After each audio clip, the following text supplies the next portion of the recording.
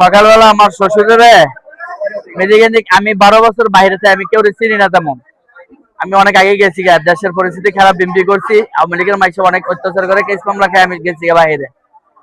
তারপরে আমি মনে করেন এই যে সরকার চেঞ্জ হওয়ার পরে আমি এই কাগজ করে পরে আমি দেশে আইছি। দেশে আসার পরে আমি আইছি 1.5 মাস হয়।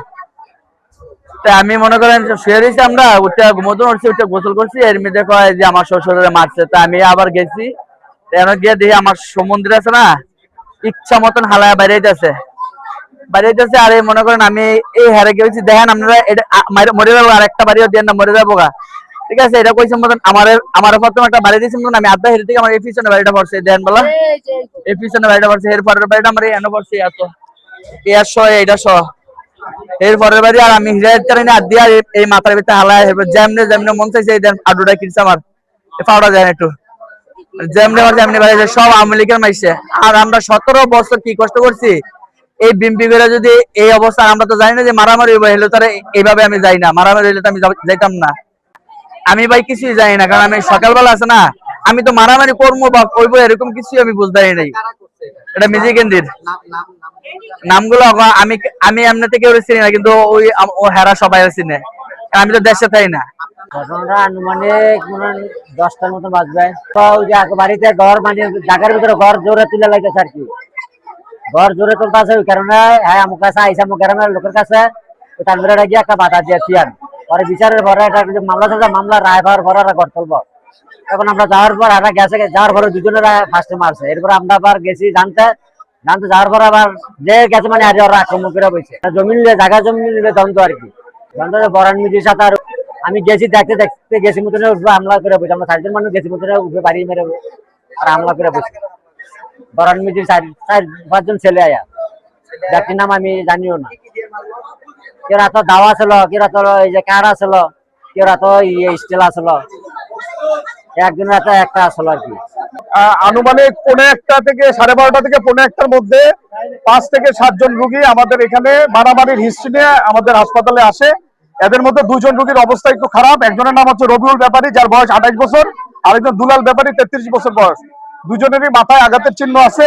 এর মধ্যে দুলাল ব্যাপারীর পিঠের দিকে একটা বড় আঘাতের চিহ্ন আছে, এবং হলো তার কোমরের পিছনের দিকে আর একটা বড় আঘাতের চিহ্ন আছে। আমরা আমাদের এখানে ইমার্জেন্সি রিসাসিটেশন করে রোগীকে ফ্লুইড দিয়ে ব্যথার ওষুধ দিয়ে একটা স্টেবল করে ভালো এবং ঊর্ধ্বতন চিকিৎসার জন্য আমাদের রেফারেল সিস্টেম অনুযায়ী ঢাকা মেডিকেল কলেজে আমরা রেফার করেছি।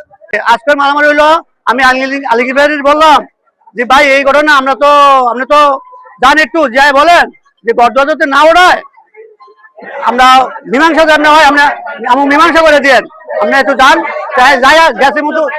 হ্যাঁ, যাওয়ার পরই হ্যাঁ কইছে যে আপনারা গড়দর উঠাচ্ছেন, তো বললো যে মীমাংসা কথা মীমাংসা করে এই কথা পরেই হ্যাঁ মারধর শুরু করেছে। এই বাকিটা হ্যাঁ করতে পারবো, আর কোনো দ্বিতীয় কোনো কথা নেই। এর ভিতরে মারধর শুরু করেছে জায়গা নিয়ে তারপরে হ্যাঁ মারার পরে দেখেন আমাগুলো জায়গা জমি আমরা হতোই নাই।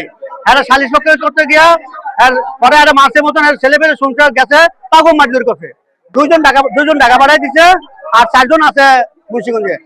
বরান মিজে জোরে ঘর উঠেছে, আমি ইঞ্জেকশন জারি করছি, ইঞ্জেকশন জারি করে হ্যাঁ হয়েছে যে ভবিষ্যতে আমরা ওই জায়গায় যাবো না। আমার কাছে কাগজ আছে, ফরমান আছে যে ওই জায়গায় আমি যাবো না, আমি আর কিছু করবো না। এখন 23 সালের মামলা, এখন আইয়া ছেলে তার ছেলেরা 7 ছেলে, কবির, শরীফ, মাইনুদ্দিন, জাহাঙ্গীর, আরিফ, এরপরে জাহাঙ্গীর, রিনা, মিনা, আবু সাইদ, তার মেয়েকে সহ লইয়া এই দুর্ঘটনা করেছে। আমার কোনো বাড়িতে লোক না, আমি একা বাড়িতে, আমি ঝগড়া করতাম না, আমি আইনে আশ্রয় আইছি। আমাদের বাড়ি নিয়ে আমরা 16 সালে মামলা করছি আদালতে রেকর্ড সংশোধন করার জন্য। আমার সিএসএ আমরা সমান সমান ভাগ, হ্যাঁ যে যেমনি মালিক আমরা সিএসএ এমনি মালিক। এসে আর এসে পরিমাণে বেশি উঠাইছে, পরিমাণে বেশি হলে দেশের গণ্যমান্য ব্যক্তি বলতেছে যে এরকম হয়েই থাকে। আর এসে এটা হয়ে থাকে আমরা বাড়াবাড়ি করে না করে না, যদি পারে কেস করে কাটাই নিগো, আমার কোনো দাবি না। আমরা মামলা করছি 10 সালে, এখন বর্তমান চলমান আছে মামলা। এরপরে হ্যাঁ জোরে গড় উঠাতে চাইছিল।